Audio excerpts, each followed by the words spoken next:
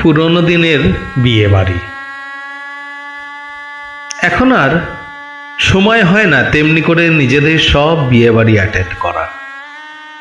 সত্যি, আর কখনো সময় থাকলেও এই বুড়ো শরীরটার উপর যায় না ভরসা করা।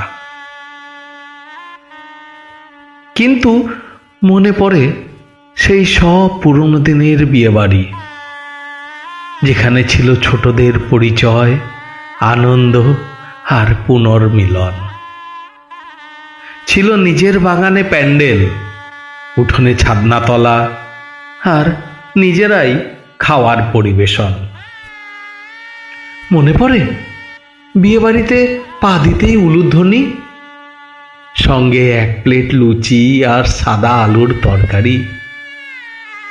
এক এক করে চলতো বড়দের প্রণাম, হল্লা চিল্লা আর ঠাট্টাই আর কি। তখন ছিল কত আপনতা। ছিল না বুফে, ছিল বসিয়ে খাওয়া দাওয়া। থাকার জন্য ছিল পাড়ার কোনো ঘর, তাতে ঢালাও বিছানা আর গল্প করতে করতে ভোর রাতে শোয়া। সকালে ঘুম চোখে বাসি মুখে একসাথে চা খাওয়ানো, আর থাকতো নজর টয়লেটে, খালি পেলেই দৌড় লাগানো। কোথাও কোনো গল্পের গরু গাছে চড়ত, আবার প্যান্ডেলে বড়দের কেউ কেউ লুকিয়ে সিগারেট ফুঁকত। সন্ধ্যাবেলায় কনেকে সাজাতো পাড়ার এক পিসি, আর মহিলা সাজতো নিজেই যে যেমন খুশি। বরযাত্রী বা কনে যাত্রী যাওয়া হতো একসাথেই ওই রুটের কোনো বাসে। বরাত খুব থাকলে ভালো, বর যেত অ্যাম্বাসাডারে বসে।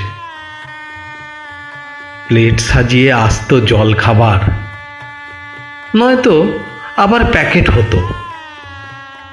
কুটুম বাড়ির লোকেরা সব আপ্যায়নে ব্যস্ত হতো। মাটির ভাঁড়ে জগের জল আর লম্বা টেবিলে পেপার রোল। কম করে এক সপ্তাহ ছুটি কাটা, তারপরে মন খারাপ করে বাড়ি ফেরা। সত্যি, এখনো মিস করি সেই পুরনো বিয়ে বাড়ি।